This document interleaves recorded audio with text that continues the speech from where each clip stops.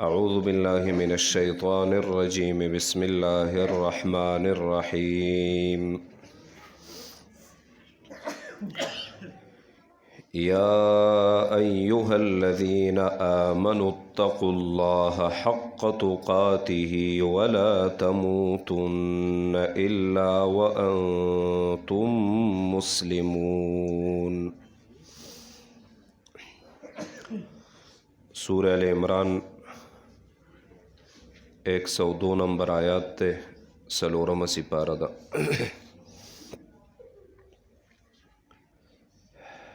دے زینا دا دی سورت دریم حصہ شروع شو دا با 129 نمبر آیات پوری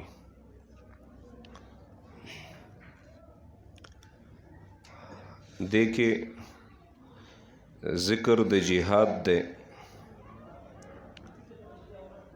صرف اشارات دی جہاد طرف تا تفصیلی ذکر پکې نشتا او قوانین د جماعت د جوړېدو به ذکر کوي تاسیس الجماعت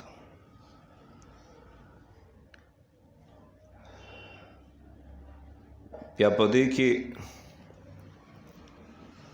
یو 15 قوانین هغه ذکر کیږي چې اول قانون اتفاق په عقیده کې دی ځکه چې اتفاق په عقیده کې نه نو بیا جماعت نه جوړیږي جماعت ال جوړیږي چې د ټولو عقیده یو وي نو بده 102 نمبر آیات کې راشي آمنوا اتقوا الله حق تقاته تاسو د الله نه ویریږئ په حق ویریدلو سره دویم قانون ذکر کوي نیول د کتاب او د سنت اعتصام بالکتاب والسنه منګول لګول په کتاب او سنت باندې نو به 103 نمبر آیات کې راشي واعتصموا بحبل الله جميعا دریم نمبر ذکر کئی دعوت کتاب و سنت طرف تا اب 104 نمبر آیات کی ذکر شی بیا دین بعد تقابل ذکر کئی یو بل سر ضد مقابله چه ورته وي نو تقابل ذکر کئی په منځ د علماء سو بد علماء کې او په منځ د علماء صالح نیک علماء کې چې نیک علماء سوق دی او بد سوق دی نو هغه تقابل به ذکر کی او د تقابل لپاره لس صفات ذکر کړي نو اول به علماء سو ذکر کی د 110 نه تر 112 نمبر آیات پورې او بیا د 113 نه 14 نمبر آیات پورې با صفات د علماء صالح ذکر کی بیا انفاق فی سبیل الله ذکر کئی 115 نمبر آیات نه تر 117 نمبر آیات پورې او بیا منع د ولایت د غیر سره د پاره لس وجوه ذکر کیږي 120 نمبر آیات کې بیا دو واقعات ذکر کئی نو دا حصہ 129 نمبر آیات ترسی اول نمبر قانون چې ذکر کئی نو هغه کې اتفاق په عقیده کې دی نو حکم کئی یا ایها الذین آمنوا اتقوا الله مخکې ذکر شو مومنانو ته حکم چې تاسو ځان بچ کوئ د مکر او د فریب او د دوکې د اهل کتابونه ځکه وی کوشش کوي چې تاسو واړئ د خپل دین نه نو تاسو د هغوی د فریب نه ځان بچ کوئ نو دلته وی چې بچ کېږئ به کله څنګه به بچ کېږئ نو بچ کېدل دا دی چې تاسو د الله نه یره وکئ اتقوا الله او داسې یرم نه بلکې په حق او سچ یریدلو سره څنګه چې د الله د شان سره ښایي دا حضرت عبداللہ ابن مسعود رضی اللہ تعالیٰ عنہما نے روایت فرمائی چې حق تقاته ستوي او یری گئی دا الله تعالی نه حق تقاته په حق یریدلو. نو تقوا خو اصل کې ځان بچ کولو ته وي، د ګناه نه ځان بچ کول. نو هغه وی چې سړی داسې او یریږي. هغه روایت نقل کوي د رسول الله صلی الله علیه وسلم ایطاع فلا یعصى، چې د الله تعالی فرمان برداریو کې داسې چې کلم نافرمانیونه کې، بس همیشه د پاره تابعداري چې تانا عصیان او ګناه ونشي. فلا یعصى ويذكر فلا ينسى، والله داسې یادې چې کلم الله نه هېره، په یو حالت کې هر حال کې دی الله یاد وي. وان یشکر فلا یکفر، او شکر د الله ادا کیو ناشکری کلم نه کې. نو دیتا وی تقوا، دیتا وی یرا، اغا یرا چې په حقو یردلو سره. بیا علماء د دې آیات بعض مفسرین اغا ظاهر ته ګوري، نو اغا وی چې دا منسوخ دی. لیکن امام قرطبی رحمه الله ابتدا کې دا ذکر کوي چې آیات منسوخ دی، او بیا په نه منسوخ کېدلو باندې دلایل ذکر کوي. اسوک چې فرمایي چې منسوخ دی، نو فرمایي چې صحابه کرامو باندې دا آیات ډیر ګران شو. کله چې آیات نازل شو نو صحابه کرام هغوی ته دا خبره ډیره ګرانه پرېوته چې دا د الله نه په حق یریدلو سره خو انسان په برداشت کې نشتا. نو اوس بس کو. نو راغله رسول الله صلی الله علیه وسلم ته، نو بیا بل آیات نازل شو، فاتقوا الله ما استطعتم، یریږئ د الله تعالی نه څومره چې ستاسو طاقت وي. نو فرمایي کوم علما چې دې ته منسوخ وي، نو اوی په دې آیات سره دا منسوخ دی، لیکن منسوخ نه دی، دا آیات د دې وضاحت دی. مفسرین فرمایي چې دې کې وضاحت شوی، تبا ګناه نه کې، تبا د الله نه یره کې. ها که چرته درنه وشوه په ناپوهۍ او ناخبرۍ کې، نو بیا الله نه توبه وباسه، خو خپل وس او طاقت به صرف کې په دې کې چې تا نه ګناه ونشي. ته به پوره کوشش کې چې ته د الله نه یره اختیار کې، ځکه یره اختیارول وی دی ته چې ګناه ته ورنږدې شي او الله در یاد شي چې الله مې ګوري. ګناه خو سړي نه اله کېږي چې د ده په زړه کې دا راشي چې ما څوک نه ګوري که نه. نو ټیک د دنیا والا دی نه ګوري، خو الله خو دې ګوري. هغه ذات چې ته پیدا کړی ادې ګوري، او اس حالت کې پټېدلی نشي، په اس صورت کې پټېدلی نشي. نو غل چې غلا کوي نو د خلکو نه ځان پټ کی، نو الله نه خو نشي پټېدی. او دارنګ دروغجن چې دروغ وای نو د خلک په دوکه کې واچي، او هغه څوک چې چاته معلومي نو هغه نه ځان پټوي، نو الله نه خو نشي پټېدی.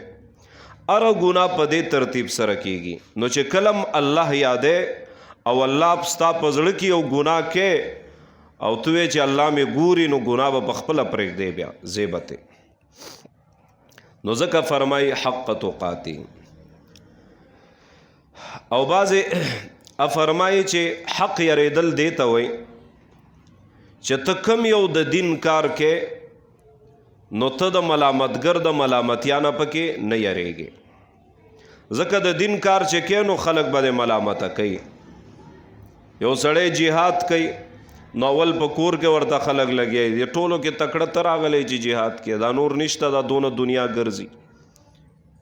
نو کور کې اول ملامتیا شروع شي، نو ته به دې شیز نه یریږي.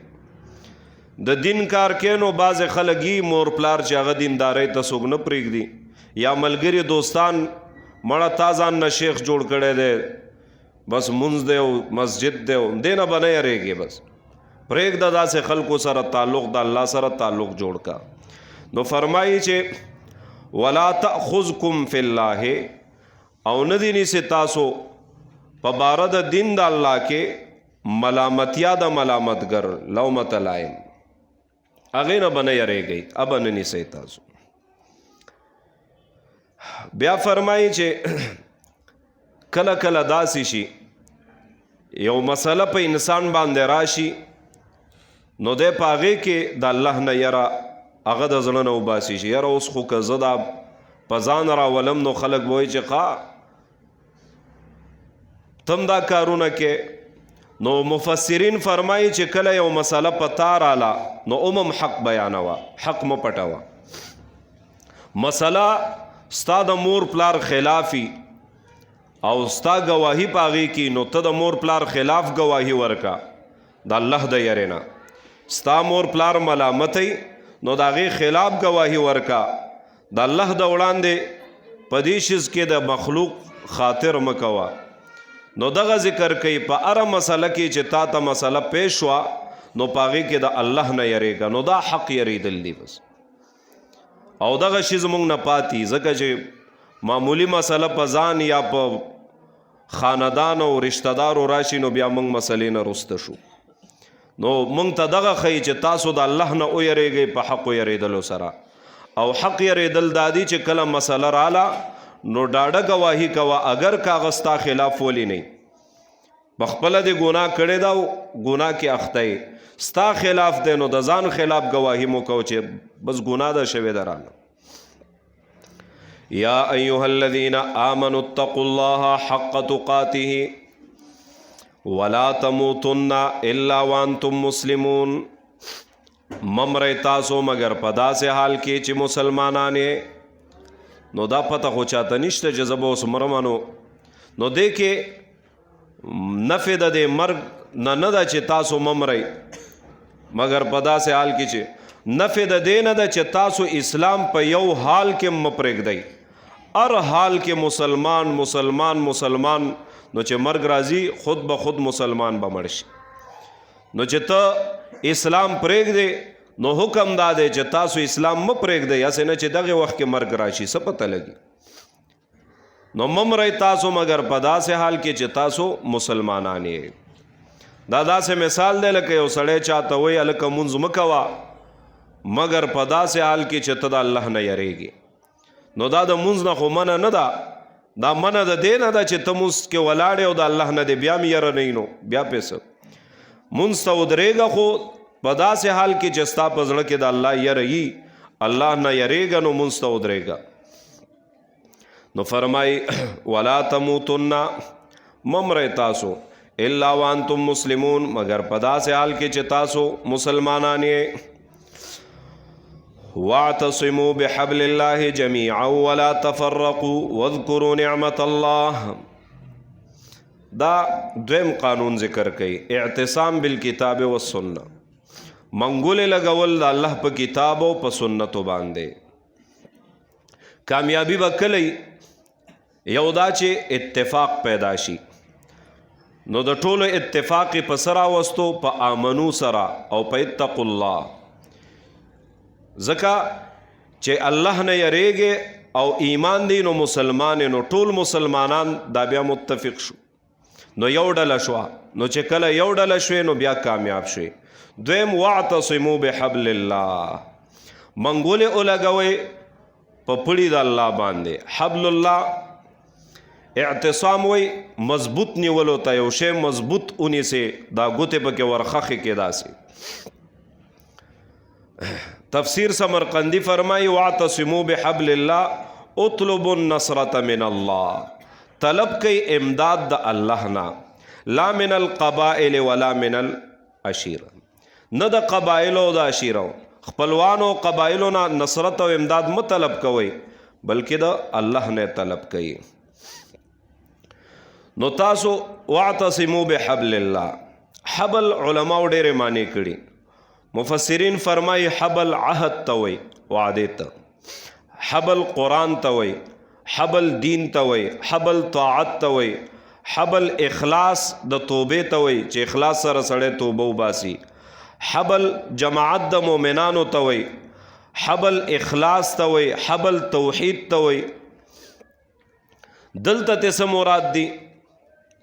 نو دلته عبدالله بن مسعود رضی الله تعالی عنہ فرمایي چې حبل نه مراد دلته کتاب الله ده.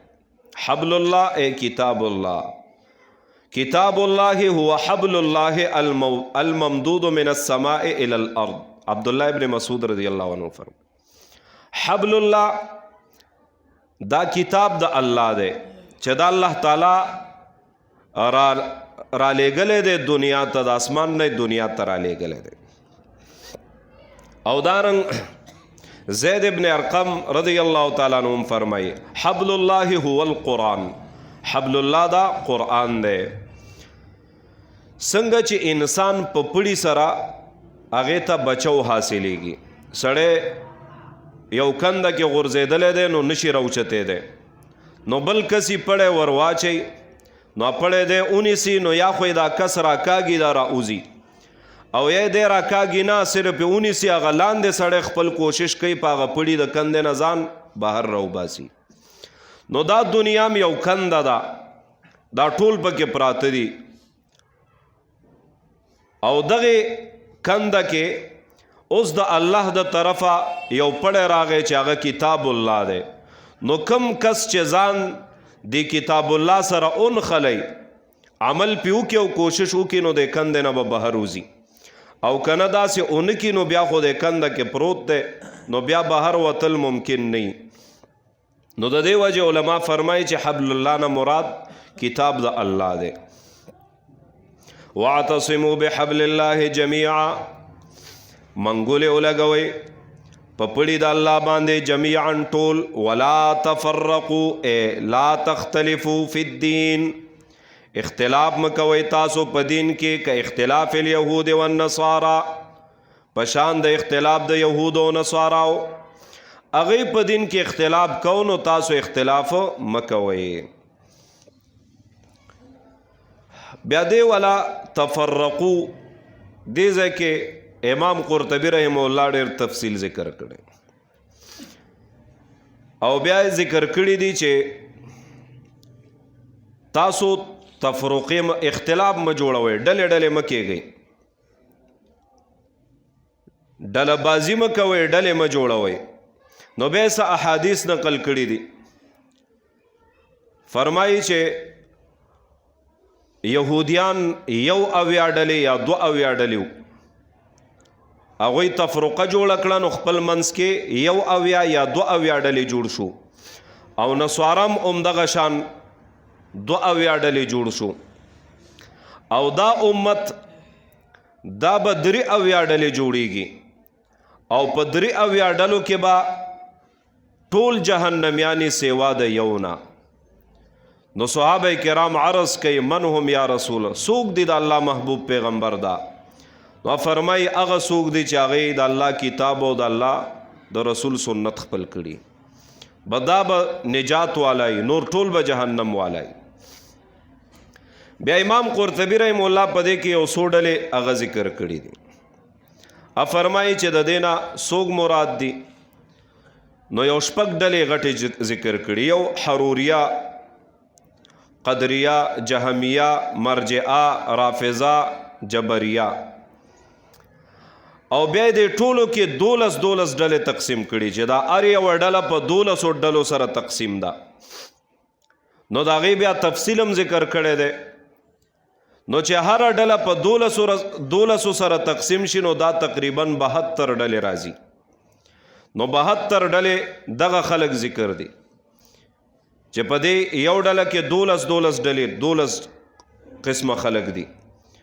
نو 72 ډلې شوې. هغه خلق چې قرآن او سنت مني، اگر که په منځ کې به معمولی اختلافات وي خو هغې ته فروعي اختلافات وي، او فروعي اختلافات دې سړی دې حد ته نه بوځي چې یو بل پې د اسلام نه خارج کی. لکه نن سبا فتنه دا جوړه ده، په فروعي اختلافاتو سره هم بعضې خلک بعضې د اسلام نه وباسي، او فروعي اختلاف هغه د صحابه کرامو په منځ کې مو هغه وخت کې مو بعضې فروعي اختلافاتو. نو لہذا دینا فروعي اختلافات نه دي مراد، دینا اصولی اختلافات مراد دي. ځکه دا کم ډلې چې موږ ذکر کړې نو په دې کې دا ډلې داسې دي چې هغې خو یو ډله وایي چې مسلمان نه مطلق ګناه وشوه نو د توبه بیا نه قبلیږي، بس دی کافر شو. نو دی جهنمی شو. نو دا د هغې عقیده ده. بعضې وایي چې بس صرف ایمان راوړی مونځ ته ضرورت نشته دی، به دا ایمان د دپاره کافي دی. نو دوی ډلې په دې اصولو کې اختلاف ساتي. او بعضې خو داسې دي چې هغوی وایي حلول نعوذ بالله الله به وکړي په انسان کې کوي او په دې انداز سره هغوی ذکر کوي. بهرحال دا بیا اوږد تفصیل دی. نو دا کم اختلافات چې دي دا اوس د مسلمانانو په منځ کې فروعي اختلافات، نو دا د سړی دې حد ته نه بوځي چې هغې کې یو بل باندې د کفر فتوی ولګوي او یو بل کافر کی، بلکې یو بل سره د ورورولۍ او د دوستانې او هغه اختلافات چې کوم دی د په دلایلو سره حل کی. دلیل دې ذکر کی قرآن او حدیث، او کم یو دلیل چې د چا زړه ته پرېوتو نو په کار ده چې هغې پې امنا وکړي، هغه دلیل ومني. بهرحال نو فرمایي ولا تفرقوا، اختلاف مه کوئ تاسو. واذکروا نعمت الله، او یاد کئ نعمت د الله تعالی علیکم په تاسو باندې. اذ کنتم اعداء، کله چې وئ تاسو دشمنان، فالف بین قلوبکم، نو مینې پیدا کړه په منځ د زړونو ستاسو کې، الفت راغې، محبت راغې. فاصبحتم بنعمتي اخوانا، نو ګرځېدئ تاسو په سبب د نعمت د الله سره اخوانا نورنا. واذکروا نعمت الله، یاد کئ نعمت د الله تعالی. اذ کنتم اعداء، کله چې وئ تاسو دشمنان. نو بعض مفسرین فرمایي چې مراد ته اوس او خزرج دی، لکه بله ورځ ذکر شو. دی 120 سال دشمنی کړې وه او بېشمېره قتلونه د یو بل نه کړي وو. او علما فرمایي چې اصل سبب د دشمنۍ سو یوه مرغۍ وه. باغونه پاخو، نو یو قوم مرغۍ راغله په باغ کې کېناسته، دوی وشړله، د بل قوم باغ ته ورغله او هغې نه میوې راوغورځولې. نو راغله دی پسې چې تاسو دا ولې پاسوله، به دې نه دوشو، ځکه چې جهالت او اسلام نه نو بیا خو دا شی کېږي. او اوس هم موږ به صرف جنګ په همدې جوړو، یو کس روان یې چاته وګوري هلکه تا ما ته بد بد ولې راوکتل، هلکه دروې کتل نو کم خو نه شوې که نه، زه بس پرېږدې ده. نو دین اکثر جنگ جوړ شي او قتل او قتال جوړ شي. نو دا شیز نی پکار، بس الله تعالی اسلام در کړو، په اسلام کې ورونه جوړ کړي، نو تاسو دا ورورولي وپالئ. نو فرمای واذکروا نعمت الله، یاد کئ نعمت د الله تعالی. نعمت څه شی دی چې ستاسو دشمنی په ورورولۍ بدله کړه، دا نعمت دی. اذ کنتم اعداء، کله چې وئ تاسو دشمنان، فالف بین قلوبکم، نو مینې واچوله په منځ د زړونو ستاسو کې. فاصبحتم بنعمتي اخوانا، نو وګرځېدئ تاسو په سبب د نعمت د الله سره اخوانا ورونا. اصبحتم، علما فرمایي چې معنا د داخلېدل په سحر کې، لکه دا بعضې خلک یو بل ته ستړي مشي کوي که نه صبح خیر، نو داخلېدل په سحر کې اصبحتم. دلته زمونږ مقصد چاته ستړي مشي نه ده، ښه صبح خیر په شریعت کې نشته. شریعت کې السلام علیکم وایي، دا شیزونه نشته، دا صبح خیر او ګډ مارننګ او ورسره دا نور شیزونه چې تاسو وایي، دا شریعت کې نشته. سلام کوي السلام علیکم ورحمت الله. بهرحال نو علما فرمایي چې اصبحتم، تاسو په سبا کې داخل شوي، یعنی وګرځېدئ، معنا د سیرورت ده. نو فرمایي چې دشمنی په شان د تورې شپې ده، توره شپه. نو فاصبحتم بنعمتي اخوانا، تاسو یې په سپین سحر کې داخل کړئ، ورونه ورونه یې وګرځولئ، ځکه دشمنی درته ختمه کړله. وکنتم علی شفا حفره، او وی تاسو په غاړه د کندې من النار د اورنا. شفا هغه کند غاړې ته وی، او حفره وی کندې ته، نو تاسو په غاړه د کندې وی من النار د اورنا.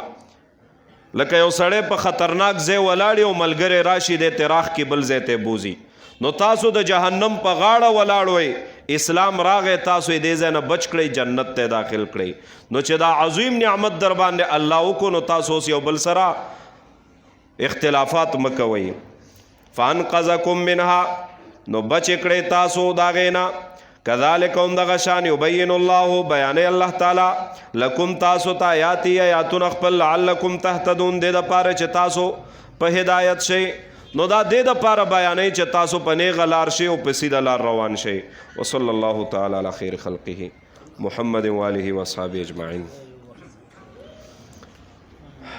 الحمد لله رب العالمین والعاقبة للمتقین والصلاة والسلام علی خیر خلقه محمد وآله واصحابه اجمعین الله رحم کرمو کې گناهونه معاف کې په گناهونو مدافع قلم راخ کې اخر خاتمه مو بالایمان کې ایمان د زوال نه مساته د خپل قهر او غضب نه مساته شرمندګۍ رسوایی دنیا آخرت نه مساته حیا پردې را باندې واچولې کې الله ظالم د ظلم نه مساته مظلوم د بد دعاو نه مساته مخلوق د محتاجۍ نه مساته کریم الله خپل ځان ته محتاج کې الله دروغ نه غیبت نه بهتان نه لوی او تکبر ریاکارۍ نه مساته سینیم په نور د قرآن باندې منور کې په علومو د قرآن باندې منور کې مینه محبت هم د خپل کتاب قرآن سره د محبوب پیغمبر صلی الله علیه وسلم د سنتو سره د خپل دین سره او خپل عباداتو سره پیدا کې کریم الله څومره مسلمانان چې ستا د دین خدمت کوي الله د دین په هره شوبه هره لار کې دی رب ته فاتح ناصر او مددگار شي الله څومره خلق د دین د ختمولو کوششونه کوي هر ځای هر جامه کې رب که هدایت په نصیب کې هدایت ورته وکړي کا ذلی بدبختان هدایت ازل نه قسمت کې نی الله ته هلاک او تباہ کې موږ مسلمانان شرونو فساداتو نه پامن او امان کې کریم الله څومره کسان ستا د کتاب درس ته ناست دي دلته مسجد کې دي بهر دي کورونو کې زنانه دي الله زمونږ د ټولو حاجتونو پوره کې مشکلات مو حل کې کریم الله مونږ ټولو باندې د حیا صادرونه واچولې کې الله زمونږ د ټولو جولې د خیر نه ډکې کې الله مونږ ټول د آفات او بلیات او مصائبو نه په امن او امان کې کریم الله مونږ ټولو باندې د خپل علم عمل او د رزق دروازې را پرانستلې کې کریم الله څومره بیماران د اهل اسلامي کورونو کې وي هسپتالونو کې روحانی بیمارانی جسمانی بیمارانی د ناسو کسانو کې الله مونږ ټولو ته صحت کامله عاجله مستمره د نیک عمل لپاره را نصیب کې کریم الله څومره قرضدار غیب و خزانو نه قرضونه ادا کې څومره کسان د دین په نسبت جیلونو کې بے ګناه جیلونو کې رهایی د پاره او اسباب مهیا کې چا کورونه آباد نه کورونه آباد کې چا اولاد نه کمل صالح قرآن خانه دیندار اولاد ورکې الله د چا اولاد وی سره زمونږ د اولاد نه کمل صالح قرآن خانه دیندار لوي کې د چا کاروبار نه د حلال کاروبار نصیب کې د چاوی برکت ورده بکې واچولې کې وصلی الله تعالی علی خیر خلقه محمد و آله و اصحابہ اجمعین برحمته